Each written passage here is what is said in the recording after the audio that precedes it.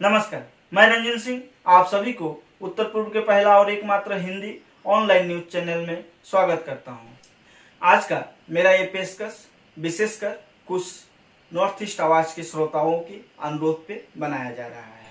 दरअसल लॉकडाउन 3 के दौरान ग्रीन जोन में जो लोग रह रहे हैं, ऑरेंज जोन में जो लोग रह रहे हैं या रेड जोन में जो लोग रह रहे हैं, इस लॉकडाउन 3 के दौरान वह क्या करेंगे और क्या नहीं, तथा सरकार के द्वारा दिए गए निर्देश क्या है। कुछ लोग अभी तक इस चीज को ठीक से समझ नहीं पाए हैं। कुछ लोगों में अब भी इस विषय को लेकर चिंता बनी हुई है।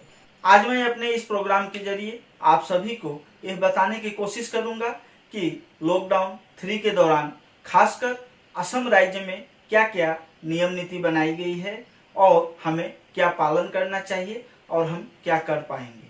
आइए हम लोग जान लेते हैं कि इस दौरान हमें क्या करना है और क्या नहीं करना है।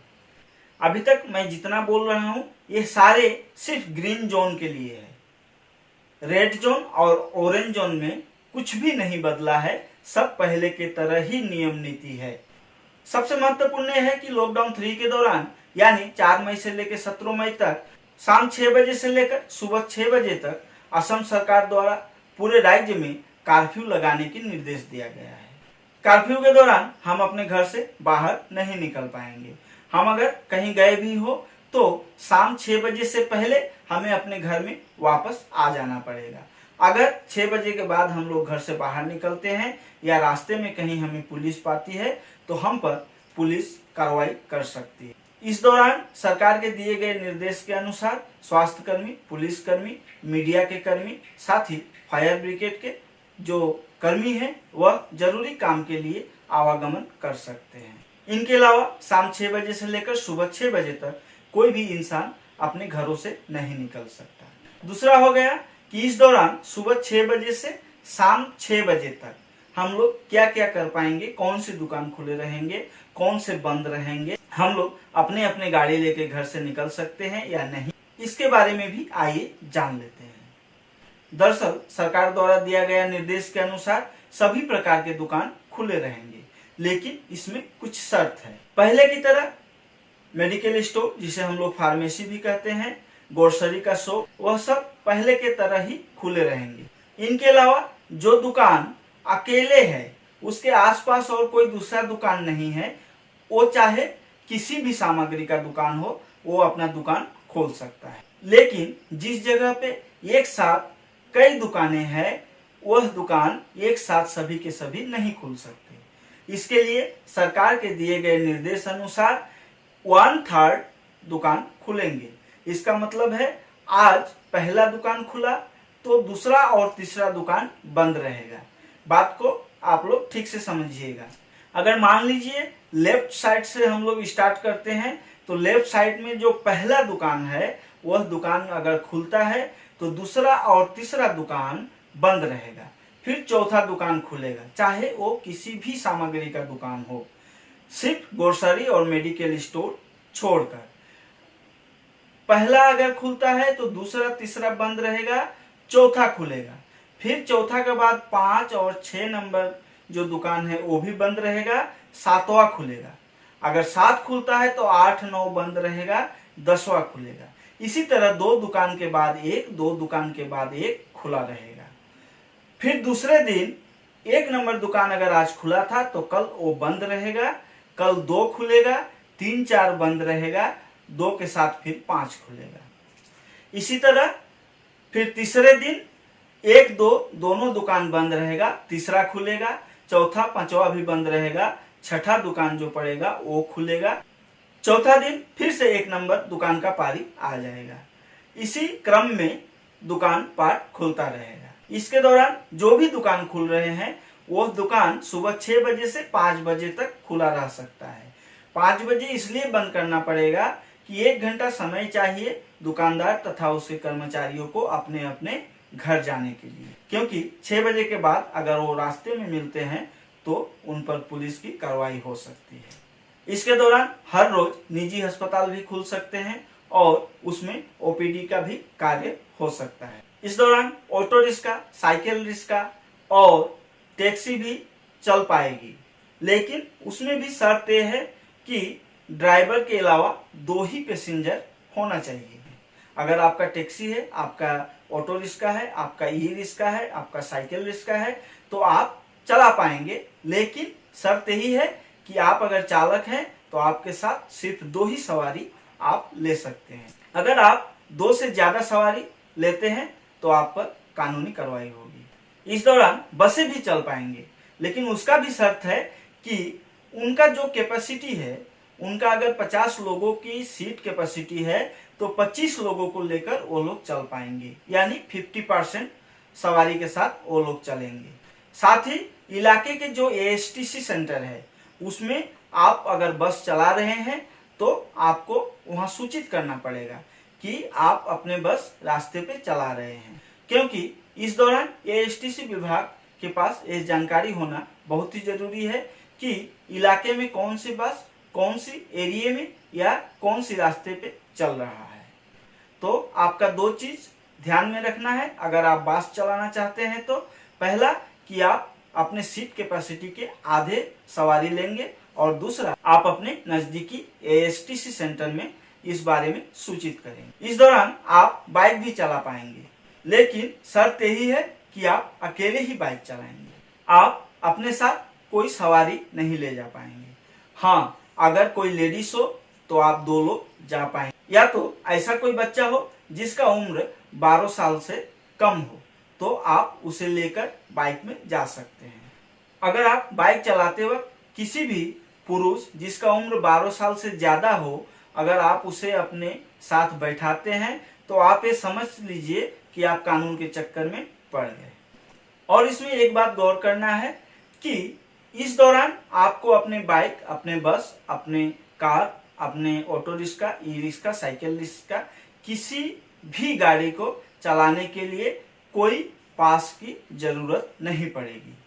आप चला सकते हैं, बस बताए गए शर्त आपको ध्यान में रखना है। इसके दौरान जितने भी कामकाज हो, चाहे वो कंस्ट्रक्शन का हो, चाहे वो किसी मैन्युफैक्चर का हो या किसी तरह के भी कार्य हो, आप कर पाएंगे, पर शर्त यह है कि 50% कर्मचारी के साथ आप अपना काम कर पाएंगे, और उनका सुरक्षा के व्यवस्था, मास्क तथा सैनिटाइजेशन, वह आपको व्यवस्था करना अनिवार्य होगा। इस दौरान सरकारी कार्यालय हो या निजी कार्यालय दोनों खुल सकते हैं, बस शर्त यह है कि 50% स्टाफ के साथ आप अपना कार्यालय चलाएंगे। साथ ही जितने भी आप कार्य करेंगे, जो भी कार्य करेंगे, सामाजिक दूरी आपको मेंटेन करना ही पड़ेगा, ये अनिवार्य है। इस दौरान सरकारी या निजी किसी भी कार्यालय के कोई फीमेल स्टाफ हो और उनका बच्चा उम्र में 5 साल से छोटा हो तो इस दौरान उस फीमेल स्टाफ को कार्यालय नहीं जाना पड़ेगा, उनका कार्यालय जाने पर रोक लगा दी गई है। इस दौरान आपको चाय के दुकान, कॉफी बार, आइसक्रीम बार, रेस्टोरेंट, ढाबा आदि सब खुले मिलेंगे, पर शर्त यह है कि आप सिर्फ खरीद सकते हैं और घर ले जाकर आप खा सकते हैं। कुछ भी हो, चाय हो, कॉफी हो, आइसक्रीम हो, कुछ भी हो, आप उस दुकान पर, चाय के दुकान पर या ढाबे पर या कॉफी बार, आइसक्रीम बार, कहीं पे भी बैठकर या खड़े होकर खा नहीं पाएंगे।